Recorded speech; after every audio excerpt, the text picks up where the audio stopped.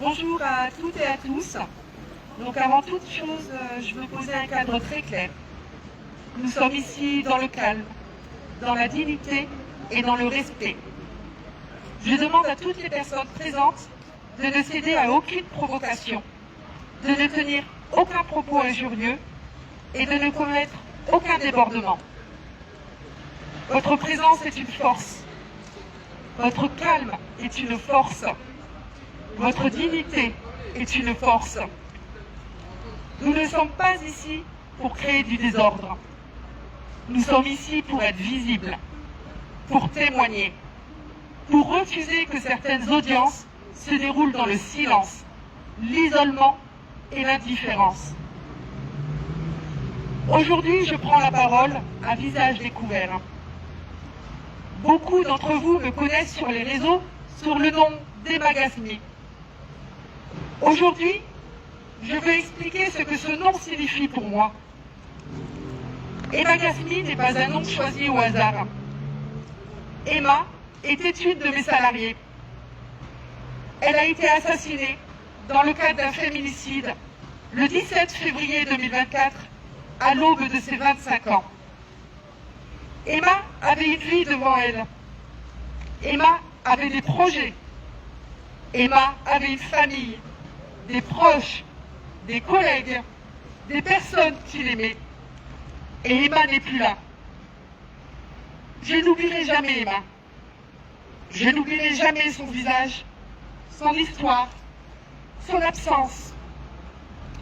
Je n'oublierai jamais ce que sa mort dit de notre société. Parce que lorsqu'une femme est tuée, ce n'est jamais seulement un drame individuel. C'est aussi un échec d'un système qui n'a pas su, qui n'a pas voulu ou qui n'a pas pu protéger à temps. J'ai porté ce pseudonyme en sa mémoire.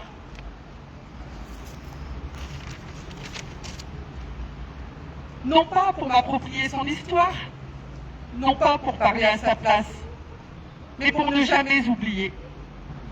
Pour que ce prénom continue à résonner dans mon combat. Pour que chaque fois que je parle de violence faite aux femmes, je me rappelle que derrière les mots, il y a des vies brisées, des familles détruites, des absences irréparables. Alors aujourd'hui, si je parle aussi avec cette mémoire-là. Je veux remercier toutes les personnes qui me soutiennent depuis la création de ma page Facebook.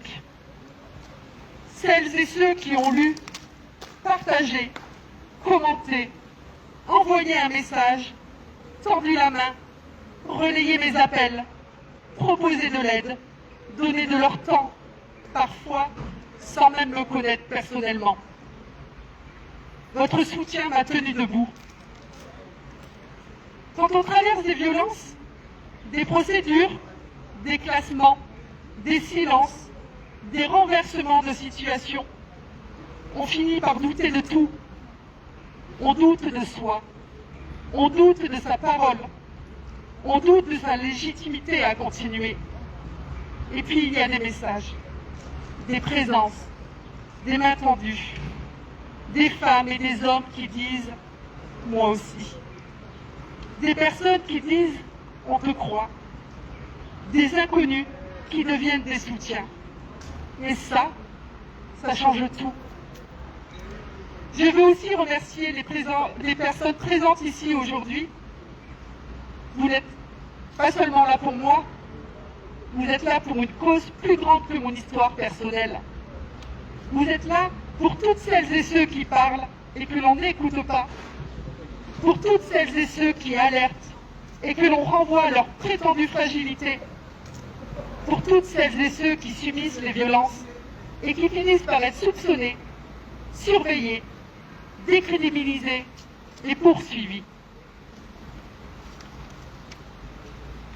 Pour toutes celles et ceux qui doivent se battre non seulement contre les violences, mais aussi contre l'inertie, les dossiers enterrés, les paroles retournées, les procédures qui épuisent. Aujourd'hui, je suis convoquée devant le tribunal correctionnel. Je le dis clairement, je conteste les faits qui me sont reprochés. Je refuse de reconnaître un délit que je n'ai pas commis. Je refuse de me taire pour que tout aille plus vite. Je refuse de baisser la tête simplement parce que ce serait plus confortable pour tout le monde. Il m'a été conseillé pourtant de reconnaître. On peut me dire que ce serait plus simple, que ce serait plus rapide, que ce serait plus stratégique. Mais ma vérité n'est pas négociable. Je suis convoquée pour des faits de harcèlement téléphonique que je conteste formellement. Je veux que chacun comprenne bien ce qui m'amène ici. On me reproche des appels téléphoniques. Mais dans les pièces, il existe un élément essentiel. Le père de mes enfants a lui-même indiqué, dans un écrit adressé au juge aux affaires familiales, qu'il avait bloqué mon numéro de téléphone. Alors je pose une question simple. Comment peut-on reprocher des appels qu'il ne recevait pas, puisque mon numéro était bloqué? Cette question est centrale. Parce que derrière cette procédure, il y a un contexte beaucoup plus large que l'on tente d'effacer. Pendant 10 mois, j'ai dénoncé des non-représentations d'enfants. Pendant 10 mois, j'ai alerté sur une rupture de lien avec mes enfants. Pendant 10 mois, j'ai demandé que cette situation soit prise au sérieux. Et pourtant, ces faits ont été classés sans suite. Des années de violence conjugale dénoncées ont été classées sans suite. Les 10 mois de non-représentation d'enfants et de rupture de lien que j'ai signalés ont été classés sans suite. L'agression que j'ai subie, ayant entraîné 14 jours d'ITT, a elle aussi été classée sans suite. Mais aujourd'hui, c'est moi qui suis convoquée devant le tribunal correctionnel. C'est cela que je dénonce. Je ne suis pas ici parce que j'aurais voulu lui nuire. Je ne suis pas ici parce que j'aurais voulu harceler. Je suis ici parce que j'ai tenté de maintenir un lien avec mes enfants. Parce que j'ai tenté d'alerter. Parce que j'ai tenté de faire reconnaître une situation qui, pendant des mois, n'a pas été entendue. Je veux que l'on regarde tout le dossier, pas seulement une partie isolée, sortie de son contexte. Je veux que l'on regarde les plaintes. Je veux que l'on regarde les classements. Je veux que l'on regarde les certificats médicaux. Je veux que l'on regarde les 14 jours d'ITT. Je veux que l'on regarde les écrits produits devant le juge aux affaires familiales. Je veux que l'on regarde les enregistrements. Je veux qu'on le regarde les contradictions. Parce que je ne suis pas ici avec seulement ma parole. Je suis venue avec des pièces. Je suis venue avec des éléments. Je suis venue avec des preuves que je souhaite faire entendre. Je conteste également les conditions dans lesquelles j'ai été traitée lors de ma garde à vue. Je les conteste profondément.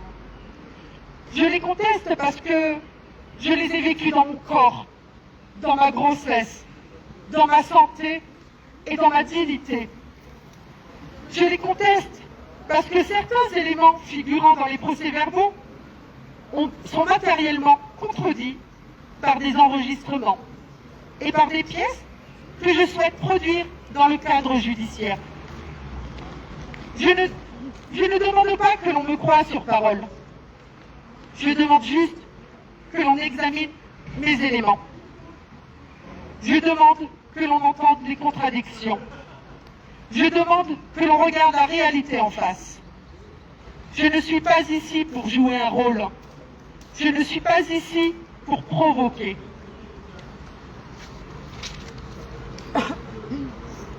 Je suis ici parce que je veux être entendue. Je veux que mon parcours soit entendu.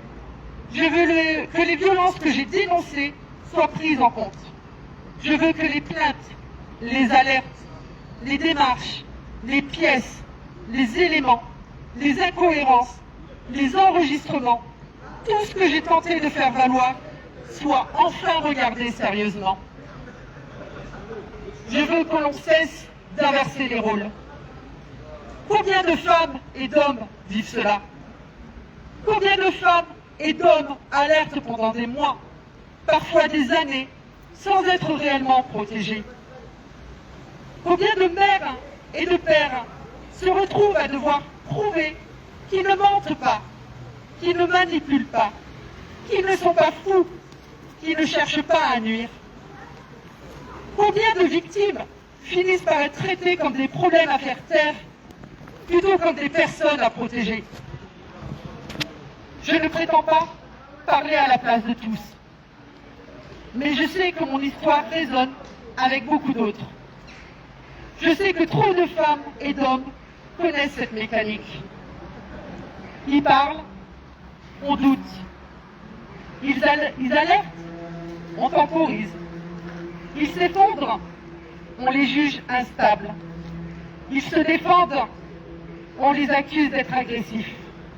Ils refusent de se taire, on les présente comme un danger. Cette mécanique, je la refuse. Je refuse que la fatigue des victimes soit utilisée contre elles. Je refuse que le stress post-traumatique soit transformé en preuve d'instabilité. Je refuse que des années de violence, d'alerte et de démarche soient effacées au profit d'un dossier construit comme celle qui n'a fait que tenter de se protéger et de protéger ses enfants. Ce que je vis aujourd'hui, beaucoup de femmes et d'hommes le connaissent. Ils dénoncent des violences et leurs plaintes sont classées. Ils alertent sur leurs enfants et on minimise.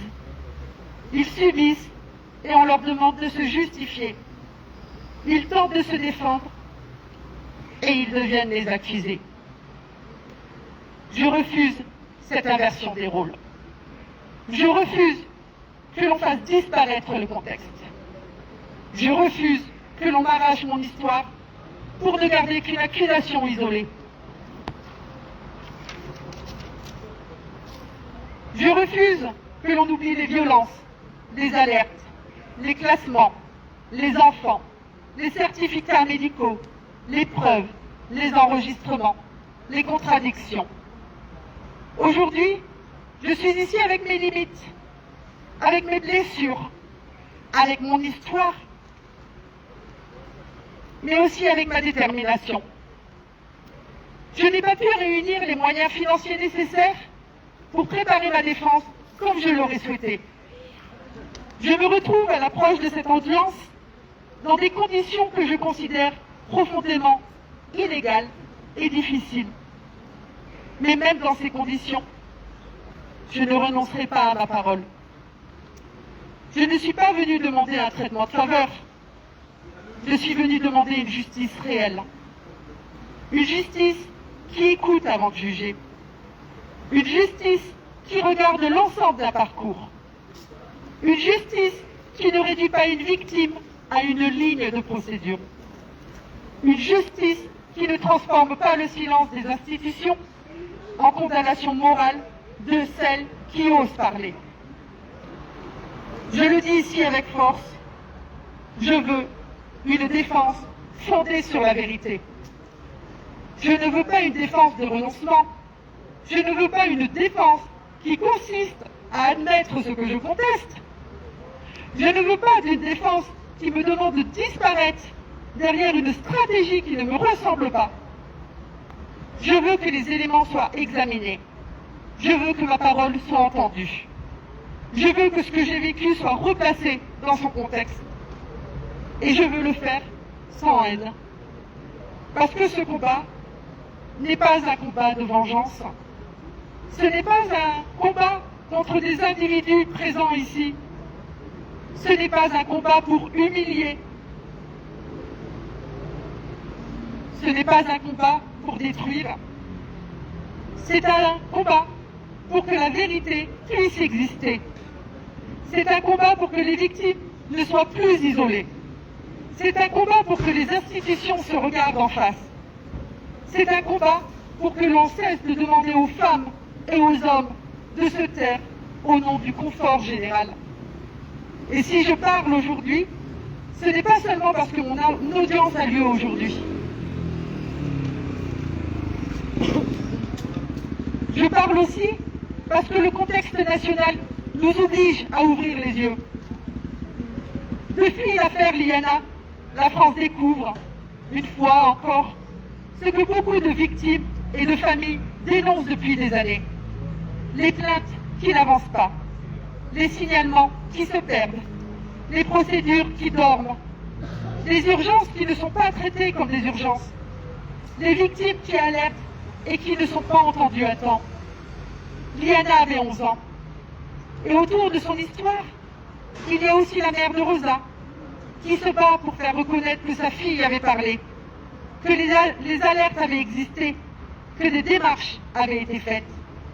Cette mère, comme tant d'autres, a dû porter une parole insupportable, seule, face à une mécanique administrative et judiciaire qui n'a pas répondu à la hauteur du danger.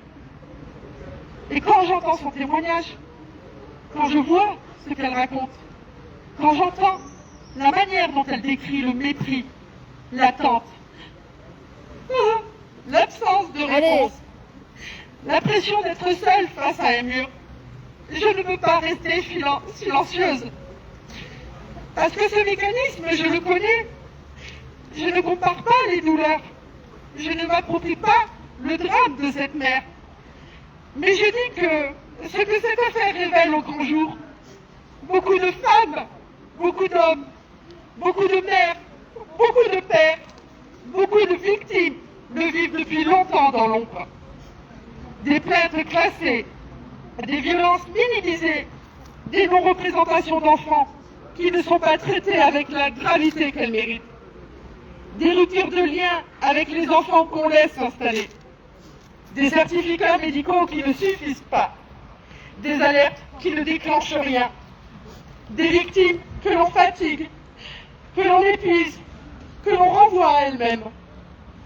Et puis, quand ces mêmes victimes continuent à parler, à appeler, à écrire, à alerter, à réclamer leurs droits, on les accuse d'être insistantes, on les accuse de déranger, on les accuse d'être conflictuelles, on les accuse de ne pas savoir se taire.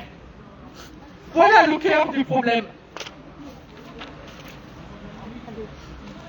Ce n'est pas seulement mon histoire, c'est une mécanique. Une mécanique qui protège trop souvent le calme apparent des dossiers plutôt que la réalité des violences. Une mécanique qui donne parfois aux victimes le sentiment qu'on classe plus vite que l'on enquête. Une mécanique qui transforme l'épuisement des victimes en argument contre elles. Une mécanique qui finit par faire porter à celles et ceux qui alertent le poids du désordre qu'ils dénoncent. Moi aussi j'ai alerté. Moi aussi j'ai déposé plainte. Moi aussi j'ai signalé des violences. Moi aussi j'ai dénoncé des non-représentations d'enfants. Moi aussi j'ai parlé d'une rupture de lien avec mes enfants. Moi aussi j'ai produit des éléments. Moi aussi j'ai eu des certificats médicaux.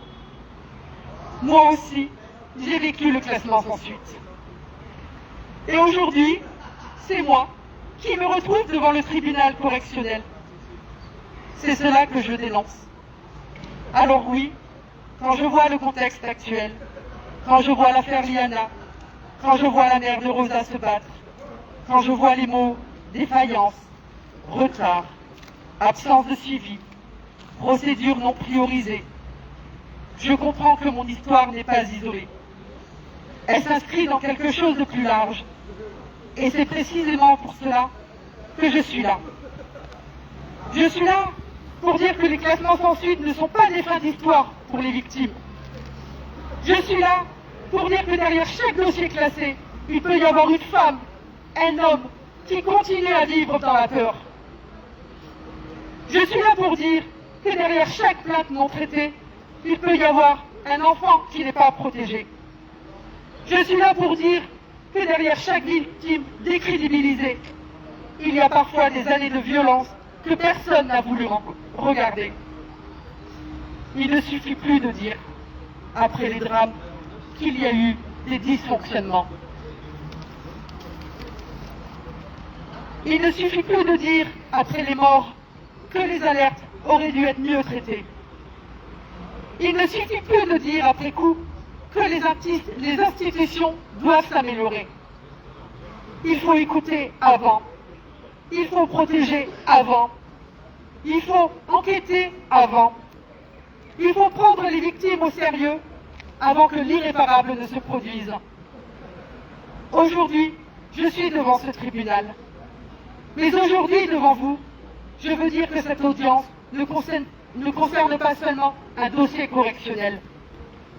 Elle concerne une question beaucoup plus profonde.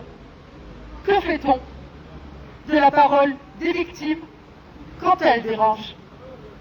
Les classe-t-on? La retourne-t-elle contre elles? La pathologise-t-on?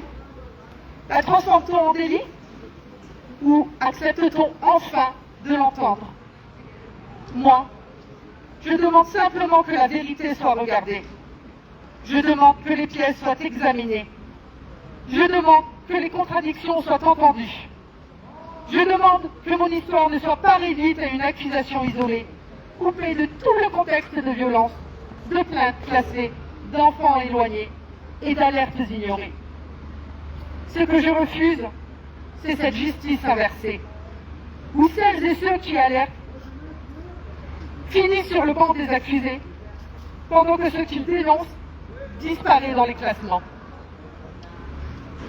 Ce que je refuse, c'est que l'on continue à faire porter aux victimes le poids de l'échec des institutions. On m'a fait souvent comprendre que parler me coûterait cher, que dénoncer me coûterait cher, que refuser l'injustice me coûterait cher. Peut-être, mais le silence coûte encore beaucoup plus cher. Le silence coûte des vies. Le silence détruit des femmes. Le silence détruit des hommes. Le silence protège les rapports de force. Le silence permet aux violences de continuer.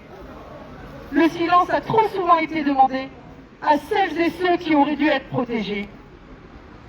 Alors non, je ne me tairai plus. Je ne me tairai pas pour Emma. Je ne me tairai pas pour les femmes qui ne sont plus là. Je ne me tairai pas pour celles et ceux qui parlent encore dans le vide. Je ne me tairai pas pour les enfants que l'on n'écoute pas. Je ne me tairai pas pour les mères et les pères qui s'épuisent dans des procédures interminables. Je ne me tairai pas pour toutes celles et ceux qui ont été regardés comme des menteurs et des menteuses avant même d'être entendus. Aujourd'hui, votre présence me rappelle quelque chose d'essentiel. Personne ne devrait traverser ça tout seul. Personne ne devrait entrer dans un tribunal avec le sentiment d'être abandonné. Personne ne devrait porter seul le poids de sa parole face à une mécanique institutionnelle écrasante. Personne ne devrait avoir à choisir entre se protéger et être puni pour avoir parlé. À celles et ceux qui sont ici, merci. À celles et ceux qui regardent ce live, merci. À celles et ceux qui ne peuvent pas venir, mais qui partagent, qui soutiennent, qui écrivent, qui relaient, merci. Votre soutien compte. Vos regards comptent. Votre présence compte. Je vous demande de rester digne. Je vous demande de rester calme. Je vous demande de ne répondre à aucune provocation. Je vous demande de ne donner aucun prétexte à celles et ceux qui voudraient retourner cette mobilisation contre nous. Nous sommes ici pour montrer que la solidarité peut être forte sans être violente. Que la colère peut être juste sans devenir destructrice. Que la vérité peut être portée sans haine. Aujourd'hui, je vais entrer dans ce tribunal avec ma vérité. Je ne sais pas ce qui sera décidé. Je ne sais pas comment je serai entendue, mais je sais une chose, je ne suis plus seule. Et à toutes les personnes qui vivent la même chose, à toutes celles et ceux qui se reconnaissent dans ce parcours, je veux vous dire ceci. Vous n'êtes pas fous, vous n'êtes pas seuls, vous n'êtes pas coupable d'avoir survécu, vous n'êtes pas coupable d'avoir parlé, vous n'êtes pas coupable d'avoir refusé de disparaître. Notre voix compte. Et aujourd'hui, devant ce tribunal, je viens porter la mienne. Pour Emma, pour Liana, pour Rosa, pour Louis, pour toutes les victimes, pour toutes les mères, pour tous les pères, pour toutes celles et ceux qui ont alerté et que l'on n'a pas écouté, pour toutes celles et ceux qui se battent contre l'inertie, le mépris, l'épuisement, l'éclassement et le silence. Je ne veux plus que nos histoires soient traitées comme des dossiers embarrassants. Je ne veux plus que nos voix soient considérées comme un problème. Je ne veux plus que les victimes aient à choisir entre se taire ou être poursuivies. Je suis là, tout simplement, pour dire que je ne me tairai plus. Et je suis là pour dire que nous ne devons plus nous taire. Merci à tous. Bravo!